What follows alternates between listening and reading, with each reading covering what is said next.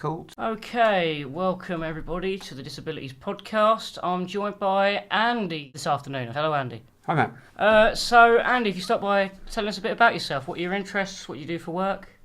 Okay, I am here as lecturer in digital media and journalism.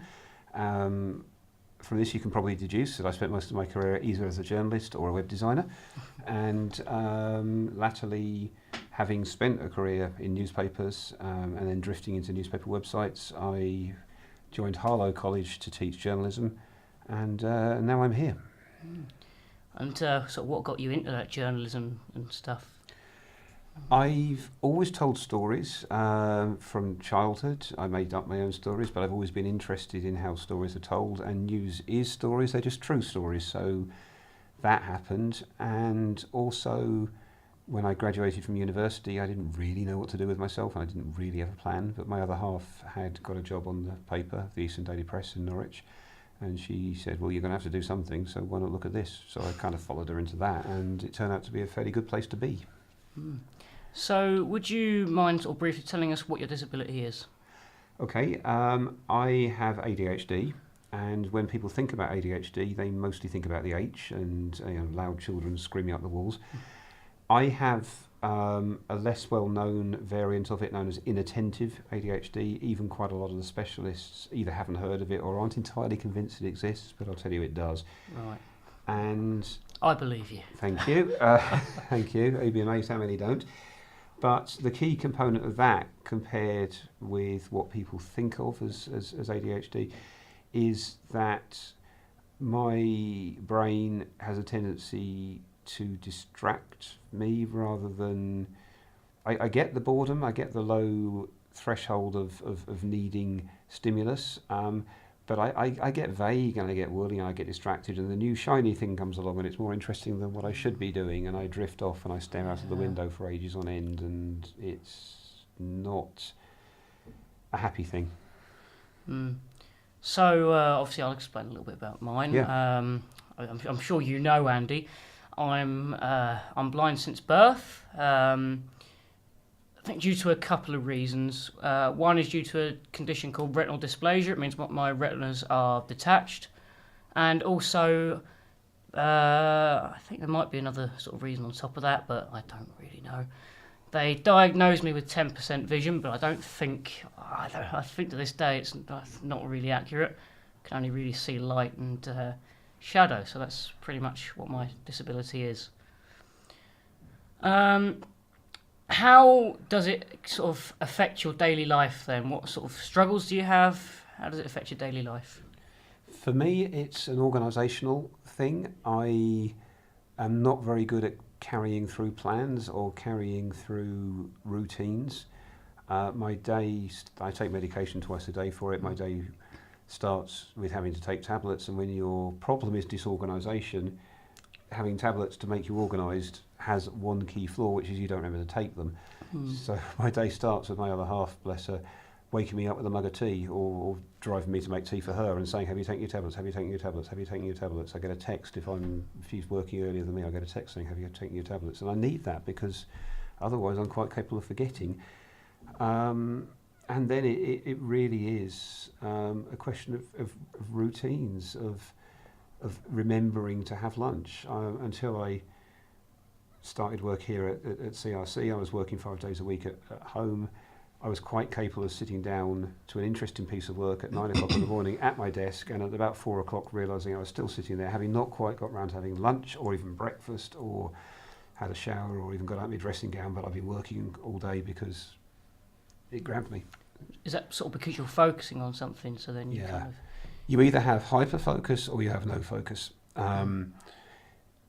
And you can't control it. You can't think, I need to mark 30 students' work. This is a good time to hyper-focus, because Mr. Brain will say, no, let's play World of Warcraft. And you sit there, and the words in front of you don't make sense. Your brain is that resistant to it. They swim in front of your eyes, and you just have to go do a shiny thing until you're in a better place. So, Okay. For you, on a day-to-day basis, obviously your experience is going to be really different. Yeah, definitely. I think for me, it's things that a lot of sighted people might take for granted, and I always use the example of making a cup of tea. A sighted person can go up to the kettle, they can pour it, and they can see exactly what's happening. Whereas for me, I can't really do it without using kind of specialist sort of equipment. So for me, it's difficult. I can still make a cup of tea, no problem, and I'd like to think I'll make a very good cup of tea, but I don't know. It's interesting that you use a cup of tea as a measure of what's, for lack of a better word, normal. Because again, for me, for different reasons, I will think, oh, I fancy some tea, and I'll put the kettle on, and I'll forget, or I'll put the kettle on and put the water on the tea bag. I like strong tea, so I like it to brew. But something distracts me, and 2 or 3 hours later, I think, oh, I'd like a cup of tea, and I go out there, and there's the same cup of tea sat there with its tea bag in there, as brown ever was, utterly undrinkable and stone cold because I've got distracted. So for both of us, in different ways, making tea, such a simple thing, is a marker for how we're different. Yeah, definitely. And then for me, there's other things. I'd like to make the joke that just being able to see is something that affects my daily life, but in a way, it is, because people use visual things a lot, don't they? They use their eyes. I think, people say to me, sighted people, we tend to use our eyes more than, we use our eyes more than anything else we use. Well, I don't. So. And I know when I teach or when I talk to people, I talk with my hands a lot. So it's something I've had to learn with you. Yeah. Because I just do. It's part of the way I speak and express words to add hand gestures to give them added meaning, and I'm having to learn to do different when working with you. Yeah. I can imagine that being quite difficult, because again, I suppose it comes to the focus side of things, doesn't it? Because and maybe a little bit of routine as well, because you're used to doing things with hand gestures, and now you're thinking, actually, I can't do that because you won't see it. I'm not great when routines that I've got or with things I know work get disrupted. But it is what it is. It's about communication, and as a journalist, words are important to me, and the proper meaning of those words are important to me. So I'd like to try and control the meaning of what I say more than most people would. Yeah. And so it's a form of punctuation, hand signals for me to maybe, if something sounds very direct, what I'm doing with my hands can show it's perhaps not as aggressive as it sounds. And I've got to relearn that, because had I been a radio journalist rather than a print journalist, then I wouldn't have formed those habits. So it's just it's what you learn. But yeah. So sort of one more thing I'd like to touch on, sort of in terms of the how it affects my daily life. I think there are things in a way that it kind of affects positively for me. I mean, there are certain things like. One thing I notice a lot with sighted people is they will judge their opinion on somebody. They'll base an opinion on somebody a lot by what they look like. Yeah. Whether that be what they wear or just their physical appearance.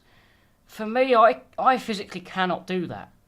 So for me, it's about getting to know the person. And I don't know what you think about that, but I think, in a way, that's one place where I'm sort of advantaged in a way. I can see what you mean. So much of our language is based around the idea of the visual judgment. You can't judge by a book by its cover. Love is blind. All those phrases, they speak to how a person with sight will form those instant judgments. So I hadn't really thought of it in those terms, but now they talk about job interview processes. I don't know if they actually use the word blind, but they're supposed to be divorced from any impression you'd have of the candidates, even if they're internal candidates. They've got a process to work through. But certainly for orchestras, I think they talk now about having blind auditions where they can't see the musicians, so they can't be prejudiced by their race or their gender, and just by their music. So yes, I'm not sure that it's how happy it makes you feel, but you have an inbuilt advantage on that front. It makes me very happy to know that, because I like to talk to people, I like to get to know people, so it gives me a reason to do it, because if I don't, then I don't know anything. I practically don't know anything about the person. So, if we kind of move on then, how about sort of talking about education and a lot for you, sort of professional career. How's that been kind of affected? It's difficult because so much of education works on routines, timetables. I'm really struggling here at CRC with the fact that we have period sessions. Where I was before at Harlow, it was all day teaching. You spent the entire day with the class. You set when the breaks and lunch was. You were in the same room all day, nearly always. Here, I forget what time sessions finish. I forget. Earlier today, I was with the class, and at the end of the session, I said my goodbyes as if I wasn't seeing them again until Monday. And of course, when I checked, had them again an hour later, and I had so clearly forgotten that fact. Yeah. So I don't mean to laugh. It's just it's all right. It can be funny. It can be ridiculous, and you can end up looking a complete idiot sometimes. But hey, and I have to set routines. Marking. There's always something more shiny than marking. I need structure, and I need to create it for myself. Yeah. But one of the curses is that if it can be an interesting project to create some structure, but once it's up and running and working, it gets boring. So I stopped following it, and then I'm back where I started. So, I suppose we all have the thing of, if there's something we'd rather be doing, but maybe your condition sort of heightens that kind of sense of, I don't know, but possibly does it kind of heighten it? That there's something you'd rather be doing than you'd just rather go and do that? I think it does on a couple of levels. The one I touched on earlier, that sometimes I can force myself to be looking at the thing I'm supposed to be doing, and physically or I suppose mentally it doesn't work. But also, I tend only to notice what's in front of me. I live entirely in the present. The past is gone, and the future, by which I define tomorrow or possibly even this evening, is just unimaginably distant, and I don't know what's happening with it. So I react to the loudest thing. I have to really work with a class to make sure that I don't only talk to the loudest members, and then I overcompensate and only talk to the quietest ones, so the loudest ones miss out, and then I have to balance it, and I just get so confused. But yeah, everybody gets distracted, but I can't filter out the things I need. Background noise. A point will come when I'm talking to someone, and this happens a lot in classrooms, where my brain starts being more interested in the stuff on the margins. So a conversation on the other side of the room that they don't even know I can hear physically becomes louder than the person I'm sat nose to nose with talking to. Yeah. And that's my brain at work, and other people don't have that. So education-wise for me, because I'm still in education, when I started at primary school, I didn't know Braille at the time. I started learning when I was in primary school, and there was the classic thing that teachers do, which is they say, "Well, we've never had a student like you before." It really doesn't help. It doesn't fill me with confidence to say, "Well, we've never had a student like you before, so we're going to take your lead on this." Yeah, I think there is no reason why you should be the standard bearer for all future students with blindness. You are you, and you are an individual, and great if they can learn from you. But you're not there. You're not there to sort their systems out for them. You're not there to be the guinea pig. No, that's true. You're also not there for me to tell you what it's like to be blind. So I'm going to shut up again. Sorry. No. It's great to talk. Going into when I sort of came later into my primary school, I had the Braille skills, and teachers knew how to adapt now. My thing was, in primary school, I was bullied a bit. It was nothing. There was no physical kind of thing, but I think it was sort of almost a lack of knowledge from the students at the time. They didn't know, and so it leads them to kind of poke fun at things and. But when you're that age, what could have been a joke gets taken a little bit more seriously. Yeah. I get you. I mean, I was the class clown, I was the class joke, and I don't know how much of that was because the attention-seeking thing with ADHD, but how much it was lack of confidence and just figuring I'll get them to laugh at me so they don't do it on their own. So Yeah, I know what you mean. Go on. Yeah, so it was, that was tough. I never got bullied in secondary school, and I haven't been since I started at CRC. When I went into secondary school, things got a little bit better because they had already had a student there who was completely blind. Now, obviously, my needs wouldn't have been exactly the same as theirs because everybody's different, as you sort of mentioned earlier. But they had an idea of what they might need to do, which I think really, really helped me. And then going into, obviously, when I started here, it was very much, I think they've done very well. I'm quite impressed with what the college have done to adapt. Staff have taken to it very quickly. And also students, I think, as well, have, group work we've done, they've gone, right, okay, well, tell us what we need to do to make it a little bit easier for you. So, yeah, and I think compared with my younger days, it was the mid to late 80s when I was your age. I wouldn't have believed it. Well, there you go. That's my natural youthful good looks. Which I can't see. Just as well. So yeah, my university days, they were very big on what they called the liberation campaigns, but the definition of what they were was quite tight. So there was certainly women's rights, and I learned a lot of. All I know, I discovered feminism for the first time as a university student. I had not encountered positive feminist role models before then. So great, wonderful, strong anti-racism as long as we're talking about racism against African Caribbean people, and also against lesbian and gay men. But the things that we would now think about were just not there. There was no awareness of discrimination against bisexuals or people with transgendered people. There was nothing about most races, which just didn't appear in the anti-racism campaigns. The idea of discrimination against people on grounds of age, people just weren't aware of, and disability. It just wasn't something that even the so-called right-on people at my university had even thought of. So the difference in what young people, and hopefully the population in general, are aware of now compared with then is massive. And I think that's what you're encountering. I think just this greater awareness of the diversity of people and how... Yeah, I definitely think so. And how the concept of the normal being the straight, white, able-bodied male is I think, hopefully fading a bit. It's being challenged by young people. Hopefully will hold those views as they get older, rather than... Yeah, I certainly would hope so. Yeah, so I think that's what you're encountering. So how do people within your working environment and also just in general react when they find out about your disability? They look a little embarrassed because ADHD is the oversharing disability.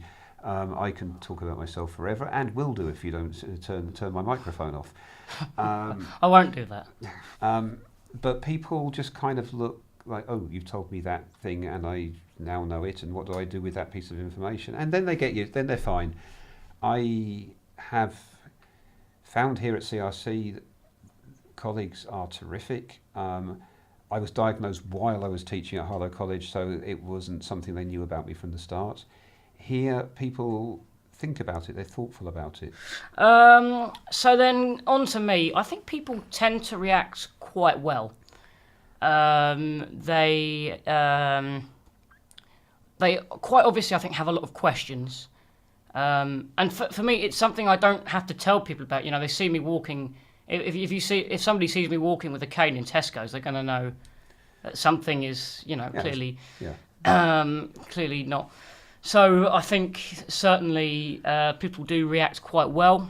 I don't mind answering questions. I mean, I really don't. I think, it's always good to wait to kind of get awareness, get awareness higher. A lot of people don't know about it.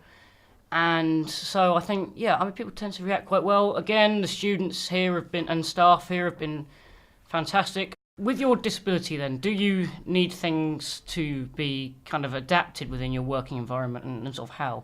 Some, yeah.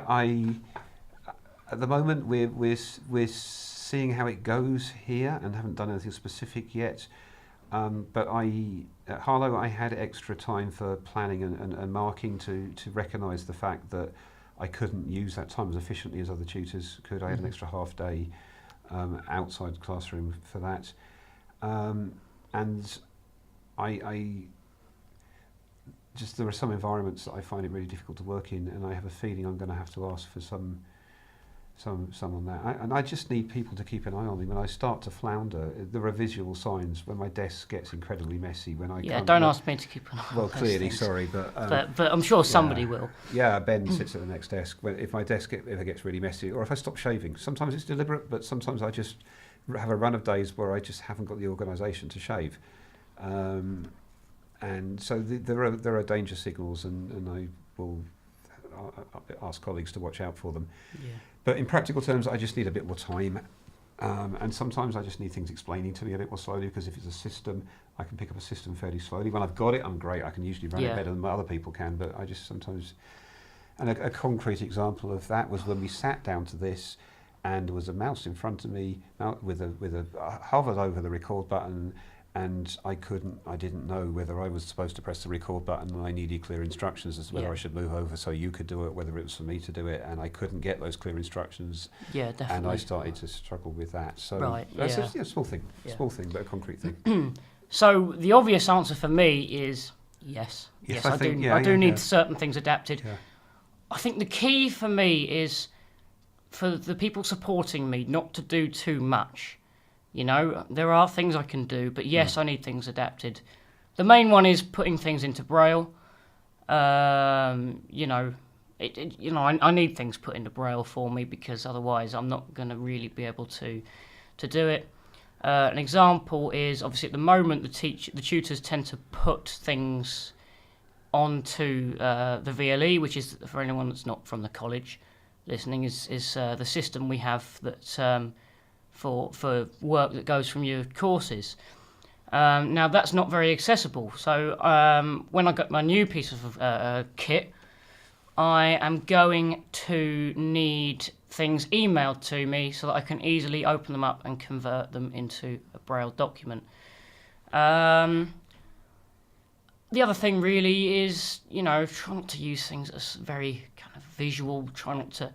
You can use them, but don't let them rely on, the visuals, because then I'm not going to be. I've been in plenty of presentations where it's been quite kind of relied on the visuals, but not here, but throughout my life, where the visuals have been heavily kind of linked in. So definitely that's something. Do you find that you benefit from, if someone comes in the room, just saying who they are, that they've come in and things like that? Yes. Just taking that to update you on what's physically happening around you? It doesn't necessarily have to be who they are. It depends. I mean, somebody like Andy, I know you now, and I can recognise your voice.